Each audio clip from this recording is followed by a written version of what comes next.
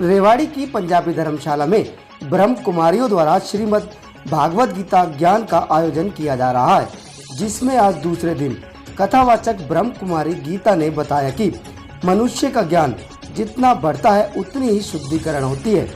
उन्होंने श्रीमद् भागवत के दूसरे दिन नारियल कलश की जानकारी देते हुए बताया कि कलश के नीचे का हिस्सा धड़ और ऊपर का हिस्सा जहां नारियल रखते हैं वह सर के रूप में होता है, तो यह पूरा नारियल कलश मनुष्य रूपी है। लेकिन इसके केंद्र बिंदु पर प्रकाश डाला जाए तो चैतन्य ज्योत जलती दिखाई देगी, जो मनुष्य को ज्ञान की ओर लेकर जाती है। कथावाचक ब्रह्म कुमारी गीता ने बताया कि राष्ट्र का निर्माण कोरे भाषणों और जयकारों से नहीं बल्कि जनता के श्रेष्ठ और शुद्ध आचरण से बनता है। रेवाड़ी के पंजाबी धर्मशाला में 14 मार्च से शुरू हुआ श्रीमद् भागवत 19 मार्च तक चलेगा, जिसमें हर रोज श्रद्धालुओं को भागवत ज्ञान संबंधित जानकारी दी जाएगी। श्रीमद् भागवत में बड़ी संख्या में श्रद्धालु महिलाएं पहुंचकर इसमें दिए जा रहे ज्ञान का लाभ उठा रही हैं।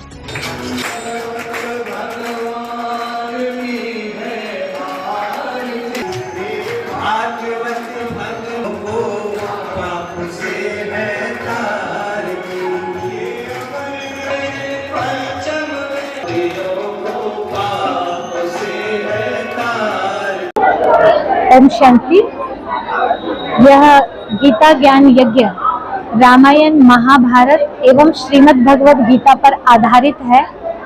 श्रीमद् भगवद गीता के साथ में हम रामायण और महाभारत के प्रसंग इसलिए लेते हैं क्योंकि हमने जब गीता, रामायण, महाभारत को पढ़ा तो हमें इसमें अंतर समझ में नहीं आया। श्रीमद् भगवद गीता योग शास्त्र है और रामायण, महाभारत उसका प्रयोग शास्त्र है। तो श्रीमद् भगवद गीता में सिद्धांत बताए गए हैं जीवन जीने के, लेकिन सहज रूप से समझाने के लिए साधारण जनता के मन मस्तिष्क में स्पष्ट बैठ जाए उसके लिए उसमें उदाहरण दिए गए हैं रामायण और महाभारत में। तो इसलिए हमने गीता के सिद्धांत और रामायण महाभारत के एग्जाम्पल लेकर के ये गीता ज्ञान यज्ञ का आयोजन किया है। और इसका मूल उद्देश्य है नर ऐसी करनी करे जो श्री नारायण बने और नारी ऐसी करनी करे जो श्री लक्ष्मी बने। कई लोग कहते हैं कि आज के समय में इतनी कथाएं भागवत हो रही है, अब ये सब कुछ आप कर रहे हो तो इससे क्या होगा। लेकिन हमने गीता में ये देखा है, समझा है कि ना ही ज्ञानेन सदृशम पवित्र में विद्यते, ज्ञान के समान पवित्र करने वाला और कुछ भी नहीं है। ज्ञान जितना बढ़ता है उतना हमारा शुद्धिकरण होता जाता है, लेकिन इतना ज्ञान बढ़ रहा है पर शुद्धिकरण फिर भी नहीं हो रहा। उसका मूल कारण ये है कि राष्ट्र नहीं बनता कोरे भाषणों से, न वादों से, न नारों से, न शक्ति प्रदर्शन से, न जय जयकारों से। राष्ट्र बनता है तो जनता के श्रेष्ठ आचार और विचारों से। तो इस गीता ज्ञान यज्ञ का मूल उद्देश्य केवल ज्ञान सुनाना, कथा कहानी सुनाना नहीं, परंतु ज्ञान के साथ साथ हम अभ्यास भी कराते हैं। जैसे आत्मज्ञान दिया आज, तो उसका अभ्यास कराते हैं, क्योंकि जो ज्ञान मिलता है उसका अभ्यास किया कर लेता है इंसान, तो वो ज्ञान जो है उसके आचरण में आने लगता है। और फिर प्रतिदिन इसका अभ्यास सुबह शाम या जब भी वक्त मिलता है वो कब करना है, कैसे करना है, वो भी बताते हैं। इसको कहते हैं ध्यान, साधना।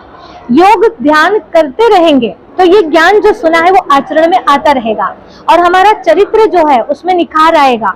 जितना चरित्र में सुधार आएगा, हमारे आचार विचार बदलेंगे, व्यवहार बदलेगा, तभी जाकर के हम एक सुंदर राष्ट्र का निर्माण कर सकते हैं। तो आज के समय में हमारा मूल उद्देश्य यही है कि व्यक्ति को आत्मज्ञान होना चाहिए। जब तक उसको खुद का ज्ञान नहीं है तो उसे सारी दुनिया का ज्ञान भी हो जाए तो उससे जो है उसके जीवन में परिवर्तन नहीं आता और मानसिक शांति नहीं मिलती है।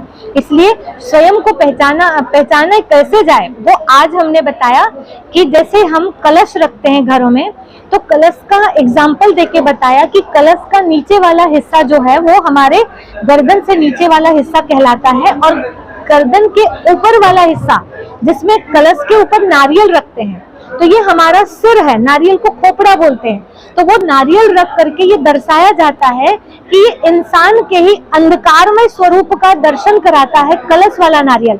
और दूसरे साइड एक कलश रखते हैं जिसके ऊपर दीपक जलाते हैं। तो वो दीपक वाला जो कलश है वो हमें अंधकार से प्रकाश की ओर जाने का एक मार्ग बताता है। कि दोनों कलश साथ में इसलिए रखते हैं कि ये अंधकार का प्रतीक है, ये उजाला का प्रतीक है, प्रकाश का।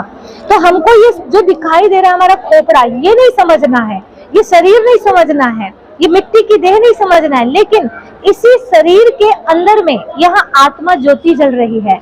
ये आत्मा ज्योति मैं अपने आप को समझने लगूंगी तो ये जितने भी शरीर दिखाई दे रहे हैं ना, ये सारे शरीरों के ऊपर जो ज्योति जल रही है वो ज्योति मुझे नजर आने लगेगी।